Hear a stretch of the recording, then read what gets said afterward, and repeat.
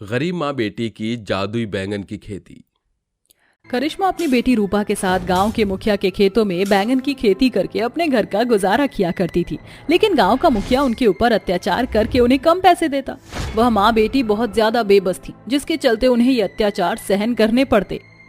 सुबह से काम करते करते ये समय हो गया है, लेकिन अभी तक हमने बिल्कुल भी आराम नहीं किया। बाकी मजदूर तो काफी देर तक आराम करते हैं, तो फिर मुखिया हमसे इतना काम क्यों करवाता है?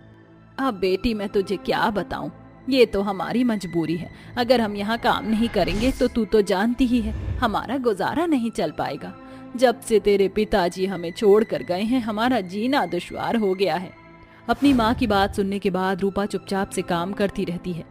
जैसे ही शाम के वक्त सभी लोग लाइन में अपनी दिहाड़ी लेने के लिए खड़े हो जाते हैं, सबसे आखिरी में करिश्मा अपनी बेटी रूपा के साथ खड़ी हो जाती है। आखिरी में जब उसका नंबर आता है तो मुखिया के पास पैसे होते हुए भी वह उन्हें कहता है, ये क्या, मेरे पास तो पैसे ही खत्म हो गए हैं। अभी मेरे पास पैसे बिल्कुल थोड़े से बचे हैं, जिनमें मुझे अपने घर का कुछ जरूरी सामान भी लेकर आना है। एक काम करना, तुम कल ही अपने पैसे ले जाना। लेकिन मुखिया जी, अगर आप हमें पैसे नहीं दोगे तो आज हम क्या खाएंगे? अरे तुम्हारी इस बात का ठेका मैंने थोड़े ले रखा है। देखो, अब तुम्हें यहाँ से जाना चाहिए, क्योंकि मेरे पास तुम्हें देने के लिए पैसे नहीं हैं। मुखिया के ऐसा कहने के बाद वह दोनों माँ बेटी बेचारी मायूस होकर अपने घर की तरफ लौट आती हैं। देखते ही देखते रात हो जाती है और दोनों माँ बेटी पानी का ग्लास पीकर सोने की कोशिश करती हैं, लेकिन दोनों में से किसी को भी भूख की वजह से नींद ही नहीं आती। माँ, मुझे नींद नहीं आ रही है, अब क्या करूं?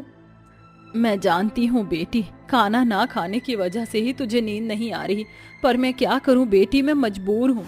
मैंने भी कुछ नहीं खाया है, जिसकी वजह से मुझे भी नींद नहीं आ रही। माँ, क्यों ना हम मुखिया के खेतों से जाकर कुछ बैंगन चुरा कर ले आए, उसे चूल्हे पर भून कर खा लेंगे तो हमारा पेट भर जाएगा। करिश्मा बेबस थी और वह अपनी बेटी रूपा को ना नहीं कह पाती, जिसके बाद दोनों माँ बेटी बैंगन के खेतों में जाकर बैंगन की चोरी करने लगती हैं। लेकिन तभी मुखिया का एक आदमी उन्हें देख लेता है, जिसके बाद वह उन माँ बेटियों को डंडे से खूब मारता है। तुम दोनों गरीब होने के साथ साथ चोरनी भी निकली, आज मैं तुम्हारे अच्छे से खबर लूंगा। दामोदर लाठी से दोनों माँ बेटियों को मारता रहता है, लेकिन किसी तरह करिश्मा अपनी बेटी को बचाकर वहाँ से भाग जाती है और अपने घर पहुँच जाती है। हे भगवान जी, कैसे दिन देखने पड़ रहे हैं हमें, आखिर किस जन्म की हमें सजा मिल रही है? हमने ऐसा कौन सा पाप कर दिया भगवान? माँ, आप रोना बंद करो, जो भी हो रहा है उसे भूल जाओ। आज के बाद हम चोरी नहीं करेंगे। करिश्मा और रूपा दोनों खाली पेट ही सो जाती हैं। अगले दिन दोनों मुखिया के खेतों में काम करने के लिए दोबारा जाती, लेकिन मुखिया उसे अपने खेतों में काम करने से मना कर देता है, क्योंकि दामोदर उसे चोरी के बारे में सब कुछ बता देता है। जिस थाली में खाती हो उसी में छेद करती हो, तुम्हें तो शर्म आनी चाहिए। चली जाओ यहाँ से, आज के बाद मेरे खेतों में आने की हिम्मत भी मत करना। मुखिया के कहने पर उन दोनों को बहुत ज्यादा बुरा लगता है और वो वहाँ से चली जाती हैं। दोनों माँ बेटी पूरे दिन काम ढूंढने की कोशिश करती हैं, लेकिन उन्हें कोई भी अपने पास काम नहीं देता और वह शाम तक थक हार कर वापस अपने घर लौट आती हैं। हे भगवान, कल से हमने कुछ भी नहीं खाया है, बहुत जोरों से भूख लगी है। खाना ना खाने की वजह से मुझे चक्कर आ रही है। माँ, करिश्मा रूपा को पानी पिला देती है। तभी उनके दरवाजे पर एक बूढ़ी औरत आती है। भगवान के नाम पर कुछ दान करो, भगवान तुम्हें हमेशा खुश रखेगा। मुझे माफ कर दो दादी माँ, मेरे पास आपको देने के लिए कुछ भी नहीं है। लगता है कि तुम्हारे घर का चूल्हा भी नहीं जला है। ये लो, मेरे पास ये बैंगन थे, तुम इन्हें रख लो और इन्हें भून कर खा लेना। वह बूढ़ी औरत करिश्मा और रूपा को बैंगन देकर वहां से चली जाती है, जिसमें से करिश्मा एक बैंगन भून लेती है और उसे खा लेती है और दूसरा बैंगन सुबह के लिए बचा देती है। जब सवेरा होता है तो रूपा अपनी माँ से कहती है, माँ, आप इस बैंगन को भूनो मत, क्यों ना हम इस बैंगन से ही खेती करें अपने आंगन में। ये तुम कैसी बातें कर रही हो भला, बैंगन से कोई खेती होती है? मैंने देखा है लोगों को बैंगन से खेती करते हुए। आप मुझे ये बैंगन दे दीजिए, मैं इससे बैंगन की खेती करना चाहती हूँ। करिश्मा रूपा को बैंगन दे देती है। उस दिन वह अपने आंगन में बहुत मेहनत करती है और बैंगन के बीज निकाल कर वह अपने आंगन में बो देती है और जब रात होती है तो वह अपनी माँ के साथ भूखी ही सो जाती है। सवेरे जब वह अपनी खेती देखने आंगन में पहुंचती है, जहाँ उसे कई सारे बैंगन दिखाई देते हैं। अरे अरे, ये सब कैसे हुआ? मुझे तो यकीन ही नहीं होता। कहाँ तो यहाँ कुछ भी नहीं था, लेकिन रात ही रात में इतने सारे बैंगन उग गए। रूपा हैरान थी। वह तुरंत अपनी माँ को बुलाकर ले आती है और अपनी बैंगन की खेती दिखाती है। देखो माँ देखो, यहाँ पर कल तक एक भी बैंगन नहीं था, लेकिन एक ही रात में यहाँ इतने सारे बैंगन उगाए। ये किसी चमत्कार से कम नहीं। मुझे लगता है वो जो बूढ़ी अम्मा आई थी, उन्होंने हमें ये जादुई बैंगन दिए हैं।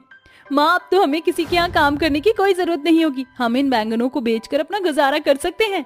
हाँ बेटी, तुमने बिल्कुल सही कहा। चलो माँ, मेरी मदद करवाओ इन बैंगनों को इकट्ठा करवाने में। दोनों गरीब माँ बेटी अपने आंगन की खेती के अंदर से सारे बैंगन तोड़कर इकट्ठे कर लेती हैं, जिसके बाद वो दोनों उन बैंगनों को बाजार में बेचने निकल पड़ती हैं, जिसके चलते उनके बैंगन अच्छे दामों पर बिक जाते हैं और उन्हें अच्छा खासा पैसा मिल जाता है।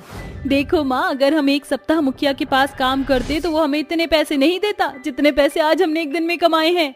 हाँ बेटी, तूने सही कहा। आज हम पेट भरकर खाना खाएंगे। आज के दिन हम भूखे नहीं सोएंगे। करिश्मा अपनी बेटी रूपा के साथ राशन की दुकान पर से राशन का सामान ले आती है और घर आकर खूब अच्छा खाना बनाकर खाती है। दोनों माँ बेटी पेट भरकर खाना खाने के बाद सो जाते हैं। अगले दिन जैसे ही सवेरा होता है, रूपा फिर से अपने आंगन में आती है, जहाँ उसके आंगन की खेती में फिर से खूब सारे बैंगन उग जाते हैं। ये तो सच में जादुई बैंगन की खेती है। मुझे तो अपनी आंखों पर यकीन ही नहीं होता। माँ कहाँ हो आप? देखो यहाँ पर आकर, यहाँ तो दोबारा से उतने ही बैंगन उगाए हैं। करिश्मा बैंगन देखकर खुश हो जाती है, जिसके बाद फिर से दोनों माँ बेटी सारे बैंगन तोड़ती हैं और बाजार में जाकर उन्हें अच्छे दामों पर बेच देती हैं। ऐसे ही धीरे धीरे वह बैंगन बेच कर अपनी जिंदगी को सुधारने लगती हैं। उनकी गरीबी धीरे धीरे करके मिट जाती है और वह अब अच्छा खासा कमाती हैं। देखा, इन जादुई बैंगन की खेती की मदद से आज हमारी दिनचर्या बिल्कुल सुधर गई है, नहीं तो हमें इस गरीबी में गुजारा करते करते पता नहीं कितना समय और लग जाता। माँ, मैंने सुना है कि भगवान सबकी सुनते हैं और एक ना एक दिन हर गरीब की मदद करते हैं। देखा, भगवान की हम पर कितनी अच्छी कृपा दृष्टि पड़ी है। दोनों गरीब माँ बेटी अब अपनी जिंदगी में जादुई बैंगन की खेती के चलते खुशी खुशी रहने लगती हैं, क्योंकि अब उनकी सभी परेशानियाँ खत्म हो जाती हैं। संध्या बहुत ही सांवली थी, मगर ईश्वर ने उसकी सूरत को उभरे हुए नयन नक्श से भरा था। साथ ही उसके बाल बहुत ही काले और घने लंबे थे। संध्या घर में पोछा लगा रही थी, तभी उसकी घमंडी ननद नेहा जानबूझकर उन जगहों पर गंदगी मचा देती है। अरे नेहा, ये क्या किया तुमने? मैंने कितनी मेहनत से घर की सफाई की थी और तुमने फिर से मेरा काम बढ़ा दिया। संध्या के इतना कहते ही नेहा उसे गुस्से से घूरती हुई अपनी माँ को बुलाती है। माँ, कहाँ हो तुम? जल्दी आओ। अरे अरे, क्या हुआ मेरी प्यारी प्रिंसेस को? माँ, आपकी इस काली बहू ने मेरा मूड बिगाड़ दिया। कहती है मैंने इसका काम बढ़ा दिया। सास अपनी बेटी का पक्ष खींचते हुए बेचारी बहू के बाल खींचकर उस पर अपना हाथ आजमाने लगती है। क्यों रे काली चुड़ैल, तेरी हिम्मत कैसे हुई मेरी बेटी को कुछ भी बोलने की? आज मैं तेरे सर के बाल और खाल दोनों खींच लूंगी। ऐसा कहकर कालिंदी अपनी गरीब बहू को जोर जोर से मारने लगती है। माँ जी, मुझे मत मारिए माँ जी, अभी तो छोड़ रही हूँ, मगर अगर तुझ गरीब की बेटी ने मेरी बेटी को दोबारा तेवर दिखाया ना, तो तुझे छोटे टुकड़ों में काटकर जमीन में गाड़ दूंगी। संध्या के लिए सास और ननद की जुल्म ज्यादतियां सहना हर दिन की बात थी, क्योंकि संध्या गरीब घर की बेटी थी। उसकी सास और ननद को वो कुछ खास पसंद नहीं थी। कालिंदी के मन में बहू के लिए बड़ी खटास भरी हुई थी, जिसका कारण बहू के लंबे बालों का होना था, जो संध्या के पति आनंद को बहुत भाते थे। कुछ वक्त पहले संध्या ने एक प्यारे से बेटे को जन्म दिया था, जो दिन भर उसके ससुर श्रवण के गोदी में खेलता रहता था। श्रवण बहुत ही सुलझा हुआ इंसान था। लाइए बाबूजी, मुन्ने को मुझे दे दीजिए। अच्छा हुआ बहू तू आ गई, अब मुन्ना भी कब से माँ माँ पुकार रहा था। संध्या मुन्ने को लेकर कमरे में चली जाती है। वहीं खिड़की पर खड़ी उसकी सास, ननद और मुंशी, जो कि आनंद का मामा था, तीनों आपस में खुसर फुसर कर रहे थे। चल मेरे गुरु, हो जा शुरू। मैंने जो कहा है वो याद है ना? याद है भैया। आज मैं इस गरीब बहू को गंजी करके रहूंगी, फिर खुंदक में आकर आनंद खुद इसे घसीटकर इसके बच्चे के साथ घर से निकाल फेंकेगा, और फिर मैं अपने बेटे की शादी किसी मालदार पार्टी से कराऊंगी। संध्या के मन में अपने लालची ससुराल वालों के लिए कोई मैल नहीं था, इसलिए वो उनकी बुरी लालसा को भांप नहीं सकी, और इसी बात का फायदा उठाकर उसके गहरी नींद में जाते ही नेहा और कालिंदी उसके सारे बाल काट कर उसे गंजा कर देती है। अगली सुबह आनंद जब संध्या का गंजा सर देखता है तो उसे घर से बाहर निकाल देता है। निकल जा मेरे घर से, अब मेरे घर में तुझ जैसी गंजी के लिए कोई जगह नहीं है। तू और तेरा बच्चा दोनों मुझे अपने घर में नहीं चाहिए। संध्या रोते हुए अपने बच्चे को लेकर एक नदी के पास पहुंचती है। सब खत्म हो गया। मुझ गरीब को अपनी गोद में संभालो माँ। ये कहकर संध्या अपने बच्चे के साथ नदी में छलांग लगा देती है। तभी एक मांझी जो कि वहां से गुजर रहा होता है उसे अपने नाव में बैठा लेता है। उठो बेटी उठो। काका, आपने मुझे क्यों बचाया? मुझे मर जाने दिया होता। ऐसा नहीं कहते बिटिया, अपनी ना सही तो अपने बच्चे के बारे में तो सोचो। संध्या रोते हुए मांझी को सारा हाल बताती है। तभी वो मांझी एक देवी में बदल जाती है। हे देवी माँ, आप कौन हो? मुझे अपना सहायक समझो संध्या। मैं तुम्हें वरदान देती हूँ कि तुम्हारे सर का गंजापन जादुई सोने के सुंदर बालों में बदल जाएगा। ये कहकर जैसे ही देवी गायब होती है तो संध्या के सर पर छाया गंजापन सोने के लंबे घने बालों में बदल जाता है, जिसके बाद संध्या खुश होकर अपने बच्चे के साथ ससुराल चली आती है। देखो आनंद, मेरे बाल सोने के हो गए हैं।